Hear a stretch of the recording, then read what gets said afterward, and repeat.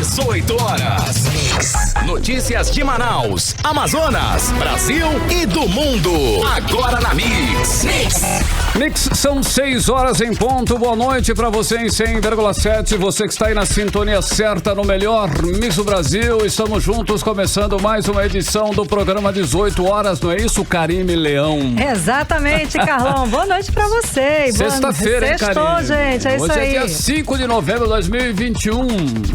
Vamos Tudo lá, certinho? Tudo certo. Muito boa noite para você, sintonizado aqui em 100,7. Aquele boa noite especial para a galera que nos acompanha ao vivo e em cores pelo aplicativo Humano e também direto no Instagram, no @18horasnews. 6 horas em ponto ainda, hein? 18 horas.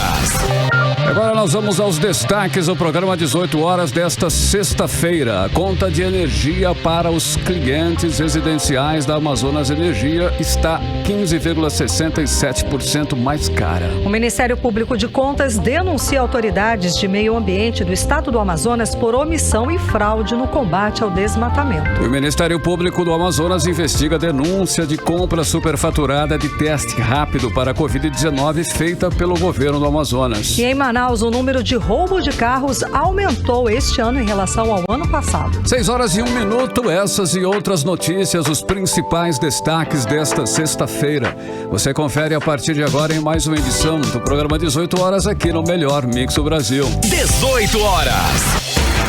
Karime Leão, hoje o Brasil, foi pego de surpresa por uma triste notícia, A cantora Marília Mendonça, sucesso absoluto aí Brasil afora, morreu hoje num acidente de avião lá em Minas Gerais. Exatamente, Carlão. Marília Mendonça tinha 26 anos e estava indo fazer um show em Caratinga, no interior de Minas Gerais. E para falar mais sobre o assunto, vamos conversar agora ao vivo com a jornalista Artemisa Gadelha, que tem mais detalhes a respeito desse acidente. Boa noite, Artemisa. Boa noite, Karime. Boa noite, Carlão. Boa noite a todos que nos acompanham no 18 horas. Olha, infelizmente, a notícia que a gente não gostaria de dar, A cantora Marília Mendonça, de 26 anos, morreu nesta tarde de sexta-feira, 5 de novembro. A morte ocorreu após a queda de um avião de pequeno porte. Ela e mais 4 pessoas viajavam de Goiânia com destino a Caratinga, em Minas Gerais, onde ela faria um show. Mas o avião caiu perto de uma cachoeira na Serra de Caratinga. Ela foi a segunda pessoa a ser resgatada. Inicialmente, inclusive, a assessoria da cantora divulgou que ela teria sobrevivido à queda, mas os bombeiros confirmaram a morte da cantora através da seguinte nota, abre aspas, o Corpo de Bombeiros Militar de Minas Gerais informa que nesta sexta, 5, ocorreu a queda de uma aeronave de pequeno porte na zona rural de Piedade de Caratinga. O Corpo de Bombeiros confirma que a aeronave transportava a cantora Marília Mendonça e que ela está entre as vítimas fatais.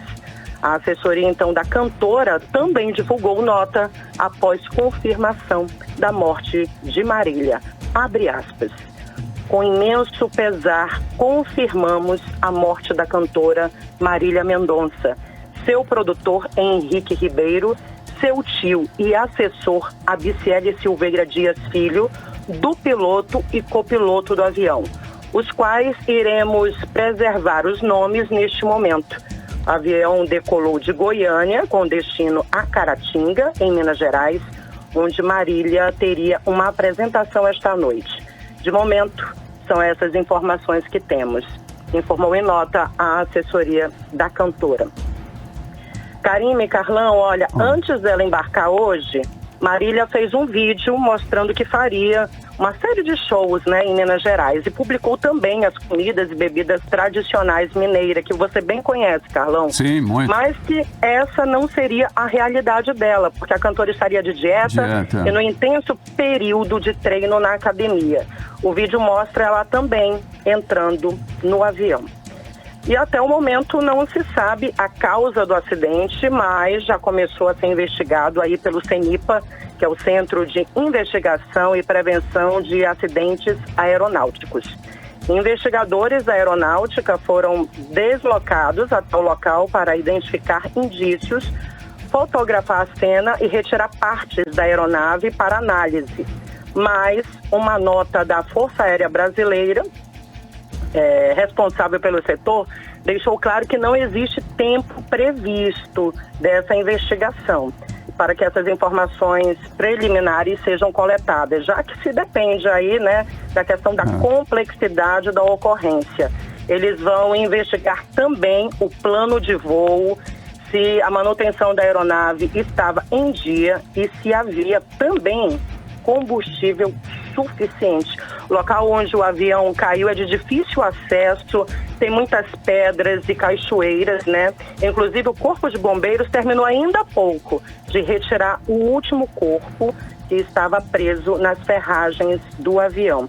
Olha, a cantora Marília Mendonça nasceu no dia 22 de julho de 1995, em Cristianópolis, no Goiás.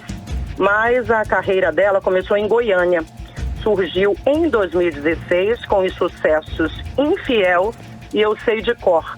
Se tornou conhecida aí como a Rainha da Sofrência. Era ícone do sertanejo feminino e teve ascensão meteórica. Marília Mendonça se tornou um dos expoentes do sertanejo nacional e chegou a ganhar um Grammy. Tem ainda alguns dos números mais expressivos nos streamings nacionais. No próprio canal dela, do YouTube, são 22 milhões de inscritos nessa conta. Tem mais de uma música que ultrapassou a marca de 500 milhões de visualizações. Gente, é muita coisa. Uma grande artista. E atualmente figura no ranking das músicas populares da plataforma com a canção Para de Me Chamar Pra Thaís, em parceria com a dupla Maiara e Maraísa. No Spotify também tem mais de 8 milhões de ouvintes mensais e músicas que passam da casa de 90 milhões de plays. Eu não sei se eu ainda tenho tempo, queria compartilhar aí as mensagens também de alguns famosos. É possível ainda? Claro, lindona, fala aí. Olha, a Yasmin Santos, que é uma cantora sertaneja e que tem a voz muito parecida com a voz da Marília Mendonça, compartilhou nas redes sociais dela, assim: eu te amo pra sempre, você foi e continuará sendo a minha maior inspiração, Marília. Eu tô sem chão, não sei o que escrever, só consigo chorar. Que Deus te receba de braços abertos, obrigada por tudo. Então essa foi a mensagem da cantora Yasmin Santos, cantora sertaneja que tem a voz muito parecida com a da Marília Mendonça. Tem também aqui a mensagem da Débora Seco, a atriz Débora Seco, que ela deixa uma mensagem para o filho da Marília. Ela deixa um filho de 2 anos de idade e a mensagem da Débora Seco é essa: Léo, sua mãe deixou um legado aqui do qual você vai sentir tanto orgulho. Tem um país inteiro contigo para sempre. Obrigada por nos presentear com essa gigante. Força aos familiares e amigos, todo o meu amor. Na verdade, nesse finzinho, ela deixa uma mensagem também para a mãe da Marília, a dona Ruth Moreira. Pois é, e a comoção é nacional, não é, Artemisa? São todos os cantores, amigos. A gente está vendo nas redes sociais aí uma enxurrada de comoção, Neymar, outras personalidades, a cantora Daniela Mercury também, todos postando e até sem acreditar nessa tragédia. Muitíssimo obrigada pelas suas informações, Artemisa Gadelha. Daqui a pouquinho a gente volta a se falar. Sim, a gente lamenta, né? E deseja força aí aos fãs e familiares da cantora. Muitíssimo obrigada, boa noite. Vou lembrar aqui, Carlão, que ela também fez, a cantora, é muito querida aqui em Manaus, aqui no estado. Ela fez em 2016, ela gravou um DVD aqui em Manaus com um público de mais de 40 mil pessoas no Sambódromo. E em 2019 ela fez um show de graça para 60 mil pessoas lá no Largo de São Sebastião e fez parte do projeto Todos os Cantos. Carlão. Ok, 6h09 e você está no melhor mix do Brasil. 18 horas. Olha, agora uma notícia que não agrada nem um pouco o bolso, hein? Bate direto lá no bolso. A conta de energia ficou mais cara no Amazonas neste mês de novembro. Isso mesmo, o aumento é quase 16% mais. para mais aí, de 940 mil unidades consumidoras no Amazonas. E veio depois que a Anael aprovou o pedido de reajuste anual tarifário da Amazonas Energia. Pois é, Carlão, e a justificativa da concessionária, que inclusive está sendo investigada na CPI da Energia da Assembleia Legislativa, é de que o aumento é necessário por causa da crise energética e da pandemia da Covid-19. Vamos entender melhor esse assunto agora na reportagem de Júlia Gomes. É bom ficar atento ao consumo de energia para não ter uma surpresa no fim do mês. Isso porque aqui no Amazonas, 949 mil unidades consumidoras vão pagar mais caro pela energia elétrica a partir deste mês. O aumento, que já está em vigor desde a última segunda-feira, 1º de novembro, representa o reajuste médio de 15,99% na conta de luz. Segundo a Amazonas Energia, o reajuste tarifário anual aprovado pela Agência Nacional de Energia Elétrica, ANEEL, no último dia 26 de outubro, representa um aumento de 16,10% para os consumidores de alta tensão e de 15,94% para os de baixa tensão. Ainda segundo a nota da empresa, assim como no Brasil, os efeitos da crise energética, risco de apagão e os reflexos da pandemia atingiram fortemente os consumidores de energia elétrica no Amazonas. Além do índice da tarifa dobrar em relação à inflação, o consumidor ainda terá que pagar a bandeira tarifária 2 pela crise hídrica, que representa um custo extra de R$ 14,20 a cada 100 kWh consumidos. Por isso, o jeito é economizar. De acordo com o engenheiro eletricista Lucas Heine, algumas mudanças de hábito podem diminuir o valor da conta no fim do mês. Eletrodomésticos em stand-by, por exemplo, representam consumo em ambientes domésticos. Não é mito, aquela luzinha que permanece ligada, ela continua consumindo energia, tá? E isso, se deixar de utilizar, no final do mês você vai ter uma diferença notável. Fazer a utilização de máquina de lavar, ferro de passar, secadores de cabelo por um tempo menor. A gente não consegue deixar de utilizar esses equipamentos, mas se utilizando por um tempo menor, com certeza nós vamos ter uma economia de energia também referente a isso. Júlia Gomes para o 18 horas. Você está ouvindo 18 horas. Olha, os escândalos na área da saúde no governo Wilson Lima simplesmente não param de acontecer. Agora, o Ministério Público do Amazonas vai investigar denúncia de compra superfaturada de teste rápido para a Covid-19. A compra foi mais uma feita com dispensa de licitação. Olha aí. Pois é, Carlão. E o contrato com a empresa de produtos hospitalares, a Med Levinson, foi publicado no Diário Oficial do Estado no dia 24 de abril de 2020, no valor de R$ 1.299.000. Assinado pela então secretária de Saúde, Simone Papais, que chegou a ser presa pela Polícia Federal numa das fases da Operação Sangria. É isso mesmo, Karine. E essa compra estaria superfaturada aí em R$ 390.000. Esse é mais um caso de denúncia de corrupção na área da saúde do governo Wilson Lima, como explica o nosso repórter para o 18 horas, Hector Silva.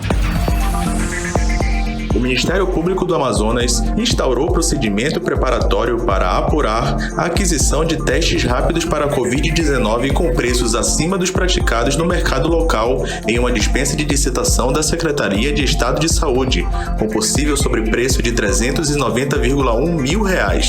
A portaria de instauração do procedimento foi publicada no Diário Oficial do Ministério Público do Amazonas da última quinta-feira, pela promotora de justiça Clei Barbosa Martins, em face da Secretaria de Saúde do Estado e da Med Levinson Comércio e Representações de Produtos Hospitalares Limitada, considerando a necessidade de complementar informações antes de instaurar o inquérito civil.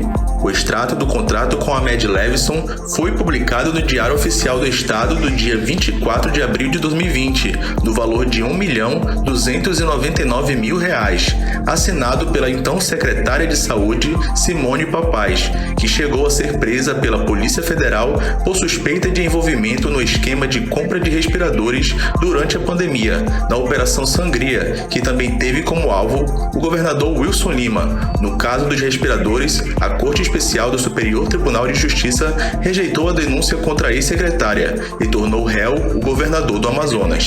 Na portaria, a promotora de justiça Clei Barbosa Martins requisita à Secretaria de Saúde do Estado que apresente a cópia integral da dispensa de licitação que contratou a empresa fornecedora dos testes.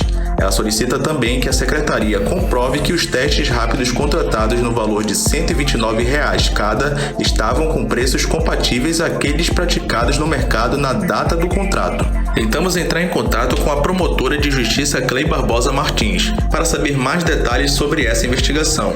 Através da assessoria de imprensa do Ministério Público, ela informou que não fornece informações sobre procedimentos em fase inicial, além do que foi publicado em Diário Oficial. A reportagem do 18 Horas também entrou em contato com a Secretaria de Saúde do Estado, mas até o fechamento desta matéria, eles não prestaram esclarecimentos sobre a investigação. Hector Silva para o 18 Horas. É aquela história, onde se investiga, se encontra irregularidade no governo de Wilson Lima. Na Secretaria de Saúde, então, nem se fala. Foram vários escândalos que levaram até a prisão 3 secretários de saúde: Rodrigo Tobias, Simone Papais e Marcelo Campelo. Escândalo também que fez o governador Wilson Lima virar réu num processo criminal com acusação de vários crimes, entre eles de chefiar uma organização criminosa que desviou recursos da saúde pública do estado do Amazonas. Carimilhão, superfaturaram na compra dos ventiladores pulmonares, superfaturaram no controle de aluguel do hospital de campanha da Newton Lins, nos contratos de lavanderia, e agora o Ministério Público anuncia que vai investigar denúncia de sobrepreço na compra de testes para a Covid-19. É uma sequência aí, né? Não tem o que falar, gente, porque enquanto a população morria, a gente vê que a gestão só pensava em ganhar dinheiro fácil, em superfaturar, dispensar licitação para tudo ficar mais fácil, né? Foram dezenas de irregularidades identificadas pela CPI da Covid da Assembleia, que até agora estão sendo investigadas pelos órgãos de controle. E um dia o que a gente espera, a população espera, que a justiça realmente seja feita, né, Carlão? Com certeza, tudo tem que ser investigado nos mínimos detalhes. Os acusados devem sim ter o direito de defesa e no final devem ser culpados se tiver o que dever aí. Devem sim pagar pelos crimes que cometeram, e isso é só uma questão de tempo. A justiça tem que ser feita. Você está ouvindo 18 Horas. E tem mais denúncia de irregularidade no governo de Wilson Lima. Agora, na área ambiental, é que o Ministério Público de Contas denuncia autoridades de meio ambiente do Amazonas por omissão e fraude no combate ao desmatamento. Exatamente isso, Karime. A denúncia é contra o secretário do Meio Ambiente e presidente do Conselho do Meio Ambiente, Eduardo Taveira, conselheiro, e do diretor-presidente do Instituto de Proteção Ambiental do Amazonas, que é o Juliano Valente. Os detalhes nós vamos conferir agora na reportagem de Odineia Araújo. A denúncia foi apresentada pelo Ministério Público de Contas ao Tribunal de Contas do Estado. O secretário do Meio Ambiente e presidente do Conselho Estadual do Meio Ambiente, Eduardo Taveira, os conselheiros do colegiado e o diretor-presidente do Instituto de Proteção Ambiental do Amazonas, Juliano Valente, foram denunciados por omissão e fraude no combate ao desmatamento ilegal no Estado. A representação assinada pelo procurador Rui Alencar de Mendonça pede apuração por má gestão e ilegalidade por omissão de providências para corrigir as fragilidades e deficiências no sistema de controle estadual sobre a exploração de recursos madeireiros e manejo florestal no estado para evitar desmatamento ilegal. A fraude estaria ocorrendo no sistema DOF, documento de origem florestal, e lavagem de madeira pública irregularmente extraída com uso de plano de manejo florestal sustentável, expedidos e monitorados pela administração estadual. Conforme o Ministério Público de Contas, os órgãos de controle ambiental do Estado expedem a autorização prévia para extração de madeira antes mesmo da análise técnica do plano de manejo florestal sobre terras públicas em benefício de pessoas privadas. E também que os próprios órgãos fundiários reconhecem um descontrole das ocupações, grande parte à mercê da grilagem. Ainda conforme o procurador, o lamentável estado de descontrole da administração estadual sobre a gestão de planos de manejo florestal foi revelado em 2019 com os resultados das investigações federais da Operação Arquimedes, uma das maiores investigações relacionadas aos crimes de exploração ilegal de recursos florestais na Amazônia. Foram feitas recomendações para reformar as normas para aprovação e monitoramento dos planos de manejo e sua execução. Mas o dirigente do IPAAN informou que depende que o Conselho Estadual do Meio Ambiente faça encaminhamentos e conclua reformas normativas. Para o procurador, o CEMAAN está há meses com o assunto na mesa e não resolve a pauta, e há indícios de que os gestores enfrentam pressões dos empresários do ramo para fazerem passar as suas reivindicações. O IPAAN também alegou insuficiência de recursos, mas o procurador disse que um gestor não pode apresentar desculpas e se conformar ante a constatação de cenários de fraudes e uso indevido das autorizações e licenças expedidas para extração irregular de madeira.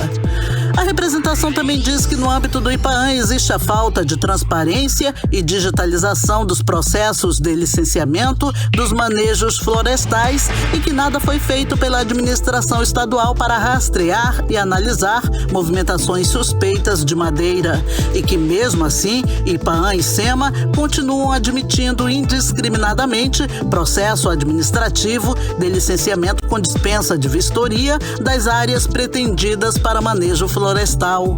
O 18 Horas tentou ouvir a SEMA e o IPAAN. A assessoria da SEMA, a Secretaria de Meio Ambiente do Estado, informou que recebeu a demanda e iria emitir nota, mas até o fechamento da reportagem não enviou a nota. Por sua vez, a assessoria do IPAAN, até o fechamento da reportagem, não enviou resposta. Odinei Araújo para o 18 Horas. Bom, como a Karime já falou, e nós já falamos inclusive, né, Karime, várias vezes, são denúncias atrás de denúncias e são de todos os tipos, na área da saúde, na segurança pública, no setor de educação, de obras e agora mesmo na área aí do meio ambiente, né? Novas áreas, né, estão sendo exploradas aí, literalmente, pelo governo. Só falando assim, né, Carlão, porque é um governo, uma administração mergulhada em graves denúncias de corrupção. E isso justifica a rejeição recorde de Wilson Lima junto à população.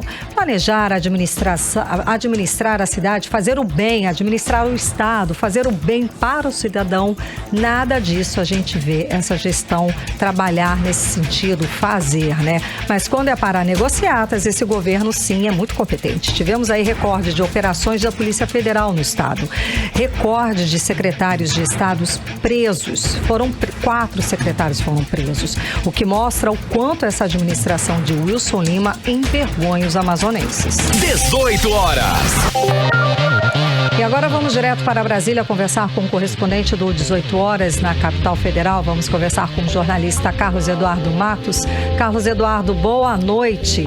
Então, a PEC dos precatórios foi aprovada, mas a novela não terminou, né? Porque continua aí a polêmica. Agora os parlamentares de esquerda querem invalidar a votação. Explica pra gente, Carlos Eduardo. Boa noite, Karime. Boa noite, Carlão. Boa noite a todos. A polêmica parece que persegue essa PEC dos precatórios, né, Karime? Com o capítulo 2 dessa novela. Um grupo de deputados federais, como você disse, entrou hoje pela manhã com uma ação no Supremo Tribunal Federal, um mandado de segurança contra a mesa diretora da Câmara dos Deputados e contra o presidente da Casa, o deputado Arthur Lira, exigindo a anulação da votação que aprovou a PEC dos precatórios em primeiro turno. Essa PEC foi aprovada na quarta-feira passada, com o apoio inclusive de parlamentares de centro-esquerda, como a gente falou aqui ontem. Quem assina o mandado de segurança são os deputados Alessandro Molon, do PSB do Rio, Fernanda Melchiona, do PSOL do Rio Grande do Sul, a deputada Joyce Hasselmann, do PSL de São Paulo, Kim Kataguiri, do DEM de São Paulo, Marcelo Freixo, do PSB do Rio e Vanderlei Macris, do PSDB do Estado de São Paulo. Eles argumentam que a sessão burlou o regimento interno da Câmara ao permitir o voto de deputados licenciados. Karime, para a gente entender, alguns parlamentares estão em viagem, em missão oficial fora do país e por isso deveriam estar impedidos de participar das votações. É o caminho mais lógico, é o que seria o lógico. Só que o presidente Arthur Lira assinou um termo autorizando o voto deles à distância. E esses votos contribuíram para garantir a aprovação da PEC em primeiro turno com 312 votos.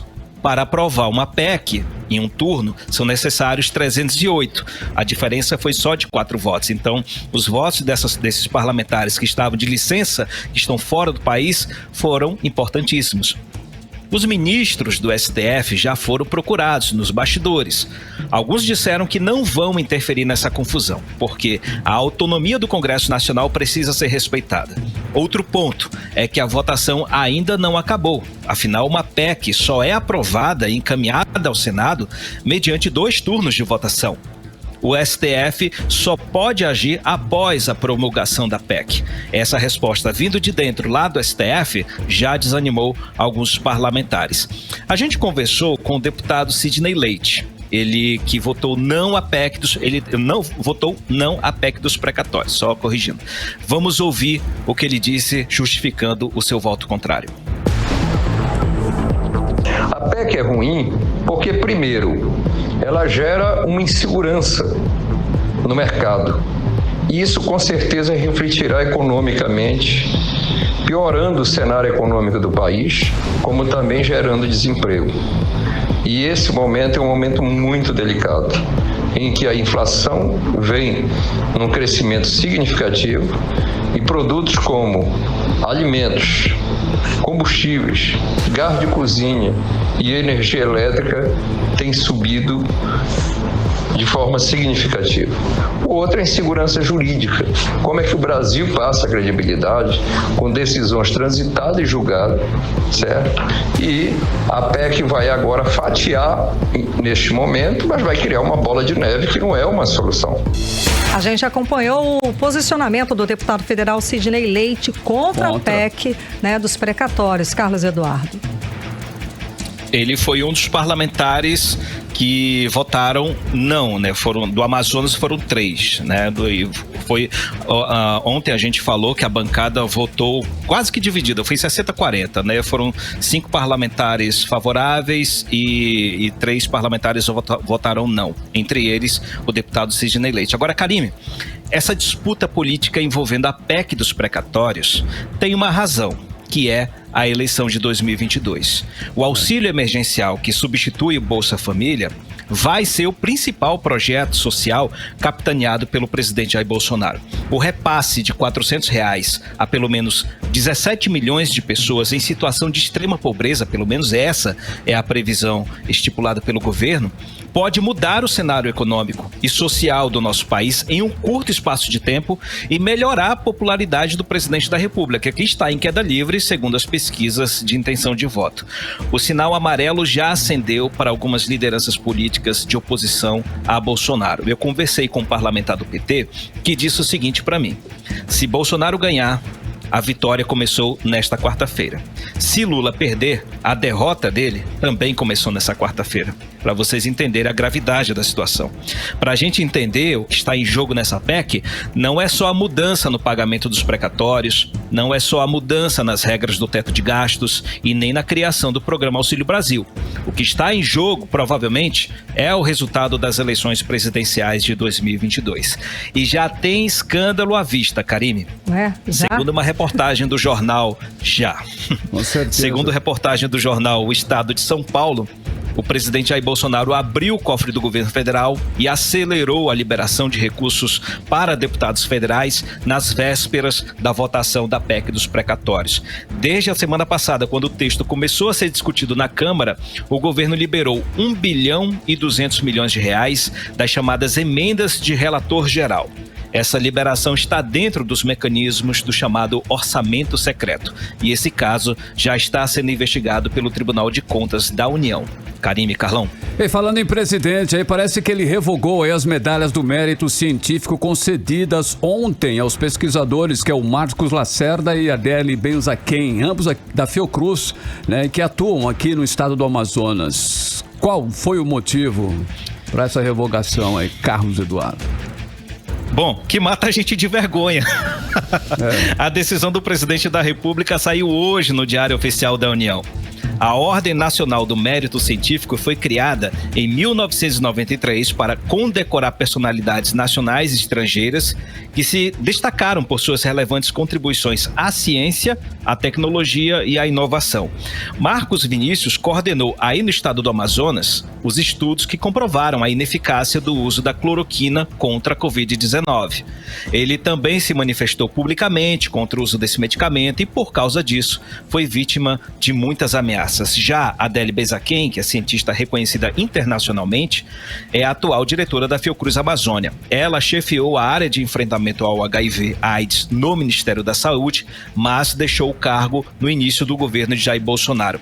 Além dessa gafe do presidente, essa história ainda tem outros 2 fatos. O primeiro, Bolsonaro se autonomeou grão-mestre da Ordem Nacional do Mérito Científico para ter o direito de homenagear quem ele quisesse. Aí ele tentou condecorar o epidemiologista César Victora, mas o cientista se recusou essa homenagem e ainda disse o seguinte, abre aspas, eu não aceito a homenagem oferecida por um governo que ativamente boicota as recomendações da epidemiologia e da saúde coletiva. Fecha aspas. Ou seja, 3 situações que foram vexatórias nesse relacionamento entre governo e cientistas. Que história, que papelão, Carlão. Desnecessário também, né? Bom, para encerrar, Carlos Exatamente. Eduardo, como é que está a tramitação da PEC do deputado Marcelo Ramos, que propõe a regulamentação do mercado de carbono? Karime, para a gente atualizar, a gente vem falando sobre esse projeto de lei do deputado Marcelo Ramos, estamos passando as informações, ele deu entrevista aí no estúdio, ontem, ou foi anteontem, não sei mais, ele disse que a Câmara tirou esse projeto dele da pauta. Então, ontem à noite o projeto foi colocado na pauta e foi aprovado o requerimento de urgência. Só para a gente tentar entender esse projeto do deputado Marcelo Ramos, que é o número 528 de 2021, ele cria o mercado brasileiro de créditos de carbono, estabelece um marco regulatório do carbono. O que foi aprovado ontem foi o requerimento de urgência, que vai acelerar a votação desse projeto de lei no plenário. A vitória foi de 355 votos a favor e apenas 6 votos contra. Foi uma vitória acachapante em favor do deputado Marcelo Ramos. Que bom, que bom. É um projeto muito importante para o Brasil, que é o dono do maior ativo ambiental do planeta. O potencial de ganhos líquidos para o Brasil com a venda de créditos de carbono pode ficar entre 16 bilhões de dólares e 72 bilhões de dólares anuais em 2030. Essa é a expectativa. Ajuda, hein? Expectativa do deputado Marcelo Ramos é tentar aprovar esse projeto na próxima semana. Tem sessão na segunda-feira por causa da PEC dos precatórios. O presidente da Câmara já mobilizou todo mundo, disse que quer todo mundo na segunda-feira aqui e online para votar o segundo turno da PEC.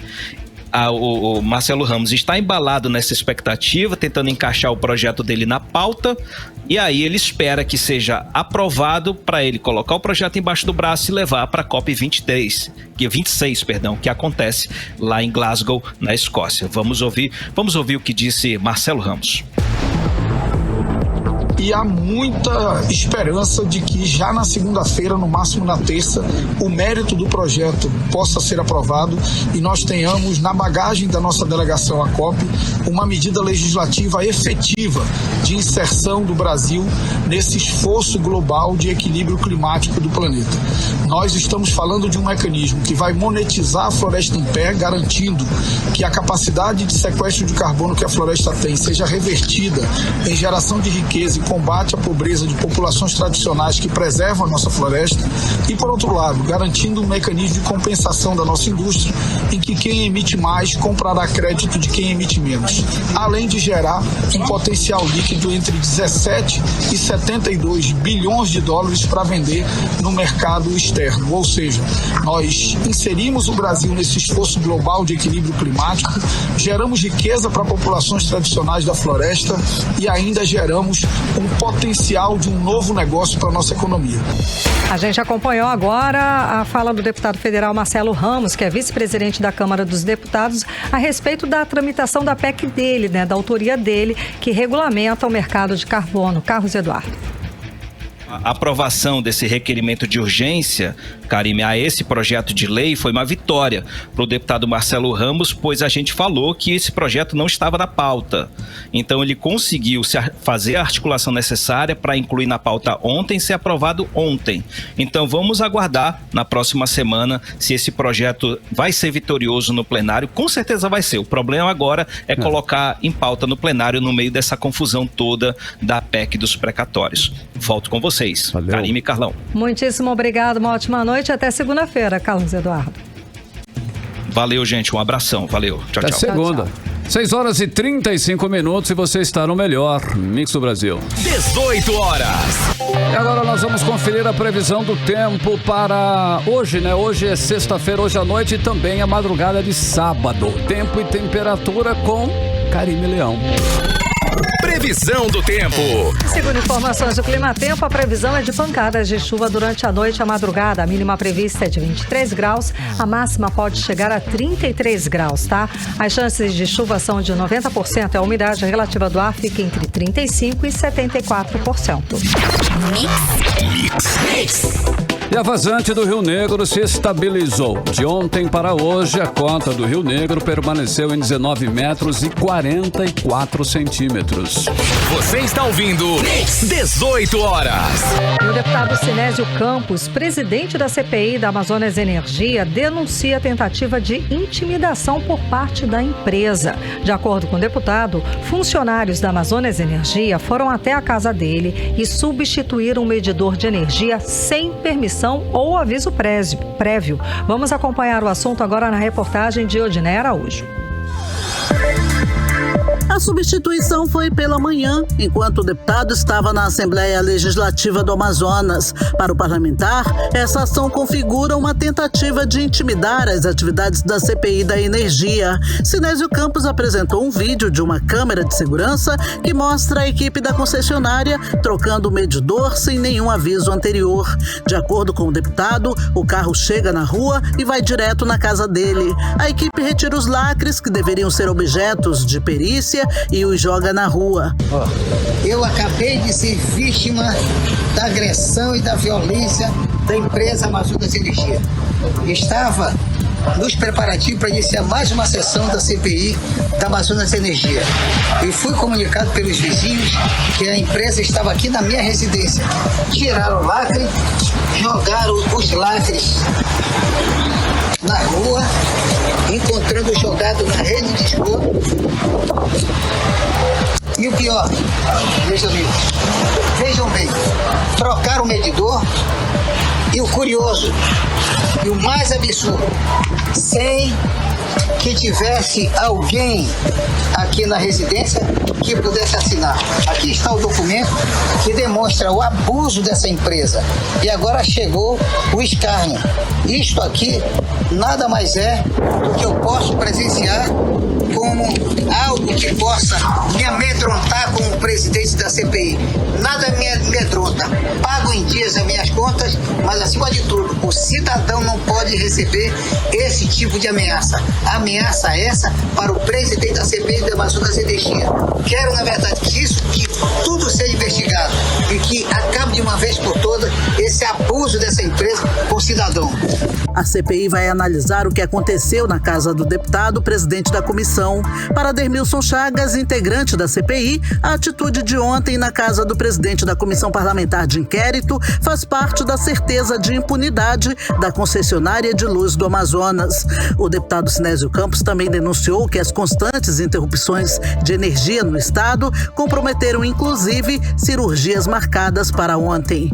Inclusive, eu denunciei há pouco, na tribuna da Assembleia, que o Hospital Adriano Jorge suspendeu 13 cirurgias, porque a oscilação de energia fez com que os trabalhadores da saúde e os médicos pudessem fazer cirurgia. Estão matando pessoas e estão fazendo esse tipo de abuso Nós não vamos aturar isso na CPI. O 18 Horas tentou ouvir a Amazonas Energia sobre a denúncia do deputado, mas a assessoria da concessionária informou apenas que a empresa está verificando a situação para então se pronunciar. Odneia Araújo para o 18 Horas. Você está ouvindo 18 Horas. E a empresa enviou agora há pouco a resposta para a nossa reportagem. Nota: a Amazonas Energia informou que a inspeção foi realizada em conformidade com a regulamentação vigente em uma unidade consumidora que se encontra em nome de terceiros, que durante a leitura do dia 20 de agosto foi identificado que o display ou mostrador do medidor impossibilitava a leitura de consumo do registro. Com isso, foi aberta uma ordem de serviço para verificar a situação. No ato da verificação, houve confirmação da falha do medidor e a empresa realizou a substituição do equipamento, acompanhada, segundo a empresa, de uma pessoa da própria residência. A Agência Nacional de Telecomunicações encerrou nesta sexta-feira o leilão do 5G, que oferta lotes da tecnologia a 15 empresas participantes. Mas, no momento, apenas 7 capitais do país estão aptas a receber a nova tecnologia. E, como já dissemos aqui no 18 Horas, Manaus, infelizmente, não é uma dessas capitais aí, Karime Leão. Pois é, Carlão. E para o deputado estadual Serafim Correia, Manaus precisa se apressar para regulamentar a legislação para a instalação de infraestrutura e antenas para implementar essa nova tecnologia. O repórter Hector Silva conversou hoje com o deputado estadual. Vamos acompanhar. O deputado estadual Serafim Correia alertou em sessão plenária da Assembleia Legislativa na quinta-feira que apenas 7 capitais brasileiras estão aptas a receber o 5G e Manaus não é uma delas. De acordo com ele, Manaus precisa se apressar para regulamentar a legislação para a instalação de infraestrutura e antenas para implementar a nova tecnologia. Apenas 7 cidades brasileiras estão prontas para receber a tecnologia 5G. O que falta nas demais cidades? Falta exatamente a primeira coisa que é básica, as regras para instalação de antenas.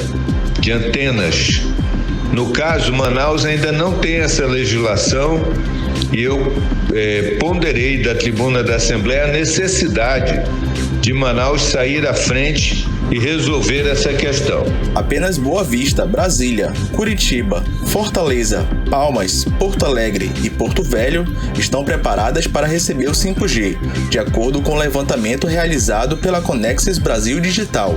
A licitação prevê que o 5G seja ofertado até 31 de julho de 2022, tendo tempo para Manaus se adaptar para a nova tecnologia.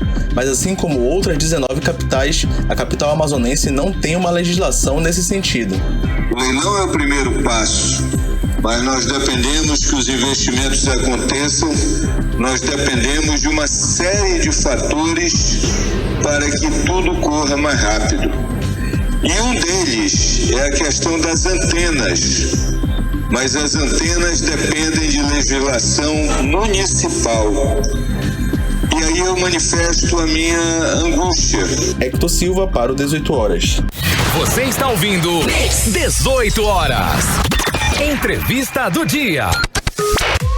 Olha, na última sexta-feira, dia 29 de outubro, nós falamos aqui sobre o Dia Mundial de Combate ao Acidente Vascular Cerebral, o AVC, popularmente conhecido como derrame cerebral. Quando não mata, pode deixar sequelas. E quando se trata de AVC, cada minuto realmente é muito importante. Minutos podem salvar memórias, minutos podem salvar a fala, minutos podem salvar a mobilidade e minutos podem salvar a própria vida, Karine. Exatamente, Carlão. O AVC é a segunda maior causa de mortalidade no Brasil e o principal agente de incapacidade no mundo. E para falar mais sobre esse assunto, vamos conversar agora com o Dr. Marcos Grangeiro, cardiologista intervencionista, isso mesmo, que foi diretor-presidente do Hospital Francisca Mendes, o Hospital do Coração aqui do estado do Amazonas. Muito boa noite, doutor. Seja bem-vindo ao 18 Horas. Obrigada por aceitar o nosso convite para conversar com a gente. Tudo bem? Então, aqui no Amazonas, o AVC também é a segunda causa de mortes? Boa noite, Karime. Boa noite, Carlão. Boa noite aos ouvintes aqui. E é um prestígio o convite de vocês. Sem dúvida, exerce um papel fundamental tanto na mortalidade quanto na morbidade. Nós temos também aqui no Amazonas, não é diferente de outros países, dos países desenvolvidos, nós também temos altos índices de mortalidade e morbidade com AVC. Como o Carlão mencionou aí, é um dos principais fatores de morbidade ou de incapacidade nesses pacientes, né? Nesses pacientes que sofrem um acidente vascular cerebral. Ok, olha, por que acontecem os acidentes vasculares cerebrais? Qual a causa da obstrução ou ruptura de um vaso cerebral? Perfeito, Carlão.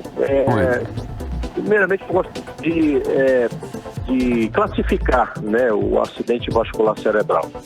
Você disse corretamente que ou a obstrução ou a ruptura do vaso. E cada tipo desse tem vamos dizer assim, alguma coisa na sua gênese, né, na sua origem. O acidente vascular cerebral, ou derrame popularmente conhecido, se divide em derrame isquêmico e derrame hemorrágico. O derrame isquêmico é quando falta o sangue para determinado tecido cerebral suprido por este vaso, ou por uma obstrução naquele vaso, diretamente, ou lá na origem da artéria que leva sangue para o cérebro. E o derrame hemorrágico, AVC hemorrágico, é da ruptura, a própria ruptura desse sangue extravasando do vaso, extravasando o sangue para o tecido cerebral. Quais são as causas? A causa principal do AVC hemorrágico está presente em praticamente 100% da sua gênese, é a hipertensão arterial mal controlada. Uma crise de hipertensão, um pico hipertensivo pode causar um acidente vascular cerebral hemorrágico. Esse tipo de AVC, o AVC hemorrágico, ele é da ordem de 15% de todos os AVCs. E o AVC isquêmico está da ordem de 85%. O AVC isquêmico tem na sua origem, pode ser por conta de um êmbolo, de um coágulo, de um trombo que se formou muitas vezes até na perna. Uma trombose venosa pode produzir um AVC, você sabia disso? Sim. E é por isso que é preciso o médico estar atento. Claro, depois que esse paciente é tratado, é corrigido aquele problema, esse paciente precisa passar por uma investigação para saber o que originou aquele coágulo, aquele trombo, e aí ele vai passar por uma série de exames para a gente poder identificar qual é a origem desse trombo ou desse coágulo, no caso dos AVCs hemorrágicos, dos AVCs isquêmicos. E no caso do AVC hemorrágico, é tratar a hipertensão. Muitas vezes esse paciente se recupera somente na ordem de 30%, tem uma recuperação da ordem desses AVCs hemorrágicos, e infelizmente 70% desses pacientes vão ter alguma sequela. Estes que sofrem AVC hemorrágico vão ter alguma sequela limitante, né? Doutor, agora a gente sabe assim, escuta muito falar a respeito dos sintomas, né? Parece que se o sorriso fica torto, enfim. Quais são os principais sintomas de alerta, os sintomas mais comuns, e o que a gente deve fazer caso a gente esteja passando, ou alguém perto, ou a gente vê alguém passando por esses sintomas mais comuns? Perfeito, Karime. Os sintomas mais comuns são a perda de força num dos gimídios, né? O braço e perna, às vezes está restrito ao braço, a pessoa deixa de falar adequadamente, ele tem uma disartria, não consegue falar. Muitas vezes ele percebe que ele está sofrendo AVC, mas não consegue comunicar isso. Ele pode ter uma questão de hemianopsia, ele pode ter uma cegueira de um dos olhos, ou dos dois olhos, ou de um campo cerebral, de um campo visual, né? São da ordens neurológicas. Sim. Então, por conta disso, as redes de AVC, as redes de acidente vascular cerebral, ao longo do país, formou e tem treinado o pessoal do SAMU. E, interessantemente, nós fizemos uma associação mnemônica com a própria palavra SAMU. Então, como identificar? a gente utiliza o S para falar sorriso. Você pede a pessoa sorrir, e se esse sorriso estiver desviado, uma das comissuras labiais, um cantinho da boca que estiver desviado, isso pode ser um sinal de AVC. Você pede para a pessoa abraçar, ou seja, se ela levantar os braços e um dos braços você perceber que ela não consegue levantar na mesma altura, isso também pode ser um sinal do AVC. Você pede para a pessoa falar uma mensagem simples. Esse M do SAMU é mensagem ou música, pede para ela cantar uma música, e se ela tiver dificuldade, é mais um reforço de que ela pode estar sofrendo um acidente vascular cerebral. E o U é de urgência. Esse paciente precisa ser levado com a maior brevidade para o serviço especializado. A gente não pode retardar o atendimento desse paciente. Isso é uma urgência médica das mais limitantes. Então, não adianta deitar a pessoa, levantar as pernas, fazer um chá, fazer uma massagem, abanar. Não adianta absolutamente nada dessas medidas. A gente precisa chamar o SAMU 192 e, com a maior brevidade, levar essa pessoa para um atendimento especializado. E na nossa cidade, o atendimento especializado é o Hospital João Lúcio, dessa parte neurológica, e lá no hospital ela vai ser submetida a uma tomografia, e essa tomografia é essencial para que nós possamos dividir se o AVC é hemorrágico ou se o AVC é isquêmico, né? Porque o tratamento desses tipos de AVC também difere. Ok, então tem obrigado. que ser tudo muito rápido, né, doutor? Muitíssimo obrigada pelos esclarecimentos, conversando com a gente hoje aqui no programa 18 Horas. Eu que agradeço a oportunidade, estou sempre à disposição, sempre que precisarem. Tá ótimo, uma ótima noite, um bom trabalho. Conversamos Obrigado. Obrigada, boa noite. Conversamos com o Dr. Marcos Grangeiro, cardiologista e intervencionista. 6h55. 18 horas. Olha, se você é beneficiário de auxílio-doença que está há mais de 6 meses sem realizar perícia médica, atenção, que essa pode ser uma informação importante para você. Isso porque mais de 85 mil segurados podem perder o benefício por incapacidade. Mais detalhes com a repórter Júlia Gomes. Cerca de 85 mil beneficiários do auxílio-doença podem ter o recurso suspenso. Isso porque termina na próxima quinta-feira, 11 de novembro, o prazo para os segurados agendarem a perícia médica junto ao Instituto Nacional do Seguro Social, o INSS. O procedimento evita a suspensão do benefício por incapacidade nos primeiros 30 dias, mas caso não regularizado, depois de 60 dias, pode ser cancelado. Em agosto, o Instituto enviou 170 mil cartas para segurados que recebem auxílios-doença e que estavam há pelo menos 6 meses sem passar por perícia médica. De acordo com informações do próprio órgão, mais de 95 mil beneficiários foram chamados para passar pelo pente fino no final de setembro. Apenas 10.397 marcaram o exame, ou seja, 85.191 segurados têm somente até a próxima quinta-feira para agendar o atendimento, senão terão seus benefícios suspensos. Procurado, o INSS não informou quantos beneficiários do auxílio-doença ainda faltam fazer a perícia médica no Amazonas. Para se ter ideia, até o dia 29 de outubro foram feitas em todo o país mais de 63 mil perícias. Após a reavaliação, um total de 39.679 segurados, ou 62,5% do total, tiveram seus auxílios-doença cortados. Para aqueles que ainda não realizaram o agendamento, basta acessar o aplicativo ou site Meu INSS ou ainda fazer o agendamento pelo telefone 135 de segunda-feira a sábado, nos horários de 7 às 22 horas. Júlia Gomes para o 18 Horas. Mix. Mas vamos falar agora de meio ambiente. O ministro do Meio Ambiente, Joaquim Leite, anunciou nesta segunda-feira, durante a Conferência das Nações Unidas sobre as Mudanças Climáticas, a COP26, que o Brasil deve zerar o desmatamento ilegal em 2028. Pois é, Carlão, e a declaração aí levantou muita polêmica ao longo da semana. Porque aquela história, será que é possível fazer isso até lá? O repórter Hector Silva conversou com ambientalistas que vivem aqui na Amazônia para saber a opinião de quem acompanha de perto o impacto ambiental que a Amazônia vem sofrendo ao longo dos anos. Vamos acompanhar. O governo brasileiro, muito criticado por sua política ambiental, anunciou que está se comprometendo com metas mais ambiciosas para reduzir os gases de efeito estufa e eliminar o desmatamento ilegal.